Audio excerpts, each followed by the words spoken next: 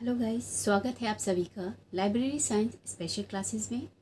जी हाँ, आज का जो वीडियो है वो मैंने स्पेशली बनाया है AACR 2 की कैटलॉगिंग की। AACR 2 क्या है? AACR 2 कैटलॉगिंग कोड का मतलब क्या होता है?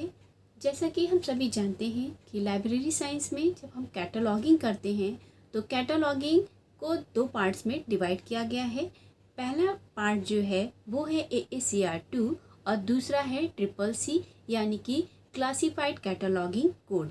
क्लासिफाइड कैटलॉगिंग कोड में कैटलॉगिंग किस प्रकार से की जाती है, AACR 2 में किस प्रकार से कैटलॉगिंग की जाती है, इन सब के बारे में मैं डिटेल में आपको इस वीडियो के थ्रू बताऊंगी। और रही बात CCC की, तो CCC में कैटलॉगिंग किस प्रकार से की जाती है, AACR 2 और CCC में क्या अंतर है, इनके जो कैटलॉगिंग एंट्रीज़ हैं उनमें क्या अंतर है, इन सब के बारे में मैं ऑलरेडी मैंने जो कुछ वीडियोस बनाए हैं उन वीडियोस में मैं ऑलरेडी इनके बारे में डिटेल में बता चुकी हूँ।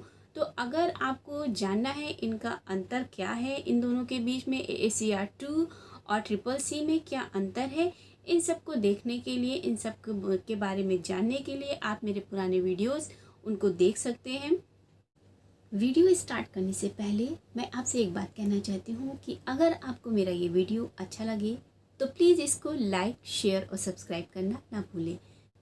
तो आइए स्टार्ट करते हैं आज की वीडियो क्लास और जानते हैं कि AACR 2 क्या होता है। AACR 2 इसका इंट्रोडक्शन जान लेते हैं हम सबसे पहले कि AACR is the international cataloging code used for descriptive cataloging to various types of information resources by libraries. It was first developed in 1967 and updated regularly until 2005. सबसे पहले क्या है कि AACR 2 ये एक इंटरनेशनल कैटलॉगिंग कोड है जिसका use हर प्रकार की लाइब्रेरीज़ में इंफॉर्मेशन रिसोर्सेज के लिए किया जाता है और इसको सबसे पहले 1967 में डेवलप किया गया था फर्स्ट टाइम, और अब तक की 2005 तक की ये कई बार क्या हो चुका है, अपडेट हो चुका है। The second edition of AACR 2 is the most widely used cataloging code designed for use in the constructions of catalogs and other lists in general libraries of all size। यानी कि AACR 2 का use जो है mostly हर प्रकार की libraries में किया जाता है। अब इसमें हम पता करते हैं कि AACR में वो कौन से पार्ट्स थे या कितने पार्ट्स थे और उन पार्ट्स का क्या क्या मतलब था, किस पार्ट के अंतर्गत कौन सी चीज़ें आती थी, कौन से रूल्स थे बनाए गए थे AACR में। तो AACR के 3 पार्ट्स थे। फर्स्ट पार्ट है जो it was title, entry and heading. जो इसका फर्स्ट पार्ट है वो किसके लिए बनाया गया था, वो टाइटल, एंट्री और हेडिंग के लिए। It contain 5 chapters. देखिए एग्ज़ाम्स में ये बहुत ज़्यादा पूछा जा सकता है किस प्रकार के, कि कौन सा चैप्टर था, किस चैप्टर में कौन सा जो है वो जो चैप्टर है वो किस पार्ट के अंतर्गत आते हैं, इन सब के बारे में। तो इसमें क्या है, which were based on the Paris principles. जो 5 चैप्टर्स बने थे वो कौन सी मीटिंग में बने थे, पेरिस के प्रिंसिपल्स के आधार पे हुए थे, जिसको ALA 1949 रूल्स एंड लुबेट्स्की 1960 ड्राफ्ट के अंतर्गत बनाया गया था। इसका जो सेकंड पार्ट था वो बनाया गया था किसके लिए, वो टाइटल डिस्क्रिप्शन, यानी टाइटल के डिस्क्रिप्शन के लिए बनाया गया था। और इसमें कितने चैप्टर्स थे, इसमें 4 चैप्टर्स थे। जो कि इसमें क्या था, इसमें लाइब्रेरी ऑफ कांग्रेस जो 1949 में जो इसके रूल्स बनाए गए थे उसके अकॉर्डिंग इसको बनाया गया था।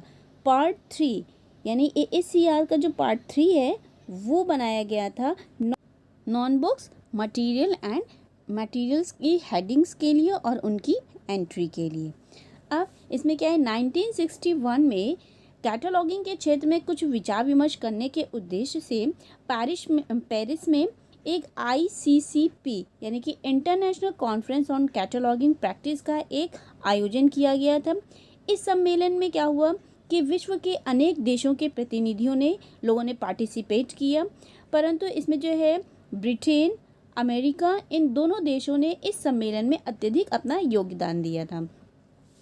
AACR 1967, the first AACR was published in 1967. North American text for the US and Britain, text for the United Kingdom. AACR was the result of work by the ALA, LC यानी कि Library of Congress, LA Library of Association, UK and the CLA यानी कि Canadian Library Association. The ALA and LA cooperated by exchanging minutes of and working papers and attending each other meetings. It means यानी कि जो एक conference जो हुई थी इस सम्मेलन में, एक क्या किया गया, जो ICCP का जो एक कॉन्फ्रेंस हुई थी, इसमें कैटलॉगिंग कोड में एक रूपता लाने के लिए यानी कि एक सिमिलरिटी लुबेट्स्की ने जो है द्वारा बताए गए संशोधनों पर यानी कि जो उन्होंने चेंजेस किए थे उस पर विचार विमर्श किया गया और इसके फलस्वरूप क्या हुआ, Anglo American cataloguing rules first का पब्लिकेशन किया गया 1967 में। इस सूची संहिता को निर्मित करने के लिए यानी कि बनाने के लिए अमेरिका, ब्रिटेन, कनाडा के पुस्तकालय संघों एवं लाइब्रेरी ऑफ कांग्रेस की भूमिका बहुत ही ज़्यादा इम्पॉर्टेंट रही। इस सूची को इस सूची को 3 भागों में विभाजित किया गया था, जैसा कि अभी मैंने आपको बताया था। अब टुवर्ड्स AACR यानी कि the ALA invited Samuel Lubetzky of the Library of Congress in 1951 to prepare a critical study of the ALA 1949 code. 1951 में लाइब्रेरी ऑफ कांग्रेस की तरफ से ALA ने सेमुअल लुबेट्स्की को किसके लिए इनवाइट किया था, ALA 1949 के जो कोड बने थे उसके क्रिटिकल स्टडी के लिए। उसके बाद में क्या हुआ कि as a result Lubetzky prepared a critical analysis in his report cataloguing rules and principles in 1953। जब उन्होंने इसका एक जो क्रिटिकल स्टडी की 1949 ALA 1949 कोड की, तो उसका जो रिज़ल्ट आया उसको जो है उन्होंने अपनी एक रिपोर्ट तैयार की जिसका नाम था कैटलॉगिंग रूल्स एंड प्रिंसिपल्स, जो कि पब्लिश हुई थी 1953 में, which advocate a move towards a less complex code based on well-defined principles rather than a case-based code providing duplicate in and overlapping rules for identical conditions. Another catalog code revisions committee was established by ALA for the purpose of drafting a new code, यानी कि जो इसका दूसरा जो catalogue code बनाया गया, जो revision catalogue code बनाया गया था, उसका जो पर्पस था वो था एक न्यू कोड बनाना, उसके न्यू कोड की ड्राफ्टिंग करना। In 1956 Lubetzky was appointed the editor of the revised code. 1956 में लुबेट्स्की को अपॉइंट किया गया था एक एडिटर के रूप में, जिन्होंने ये एक रिवाइज्ड कोड को बनाया था। And in 1960 he produced the code of cataloguing rules, और 1960 में इन्होंने कैटलॉगिंग रूल्स के कुछ कोड बनाए जो थे ऑथर एंड टाइटल एंट्रीज के लिए, जिसका नाम एन अनफिनिश्ड ड्राफ्ट के रूप से रखा गया था। अब इसका हम बैकग्राउंड जान लेते हैं। There had been effort for catalog standardization by agencies in the United States, Great Britain and other developed countries from the end of the 19th century until the mid of 20th century। यानी कि इसके background में क्या है, जब 19th century के and में और 20th सेंचुरी के मिड में, ध्यान रखिएगा 19th सेंचुरी के एंड में और 20th सेंचुरी के मिड तक की यूनाइटेड स्टेट, ग्रेट ब्रिटेन और अदर डेवलप्ड कंट्रीज़ ने ये प्रयत्न किया कि किस प्रकार से कैटलॉगिंग के लिए हम एक स्टैंडर्ड बनाएं। इसके लिए उन्होंने एक एजेंसी को डेवलप किया था, जिसमें कौन कौन सी एजेंसी थे, the ALA, the LC LA and the British Library developed a different set of cataloging rules individually or in collaboration. इसमें कौन कौन से वो संस्थाएं थी जिन्होंने मिल करके या इंडिविजुअल व्यक्तिगत रूप से मिल करके कैटलॉगिंग रूल्स को बनाने की कोशिश की। तो जिसमें था AL Library of Congress, LA Library Association and the British Library develop a different. इन सब लोगों ने मिल करके एक कैटलॉगिंग जो कोड बनाए।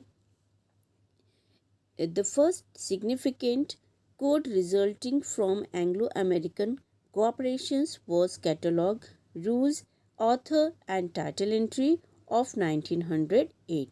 यानी कि 1908 में जो एक सूची संहिता बनी थी जिसका नाम Anglo American cataloguing rules author and title entries के नाम से प्रकाशित हुआ। इस सूची संहिता को संक्षिप्त में AACR कहा जाता है। इस AACR के निर्माण में SL जास्ट एवं हेनरी गप्पा ने महत्वपूर्ण योगदान दिया था। इस सूची संहिता की कुछ अपनी विशेषताएं थी जिसके अंतर्गत इसमें क्या हुआ, इसमें इसके जो भी नियम थे वो मोस्टली किसके लिए थे, वो लेखक एवं ऑथर और जो टाइटल एंट्री उससे रिलेटेड थे।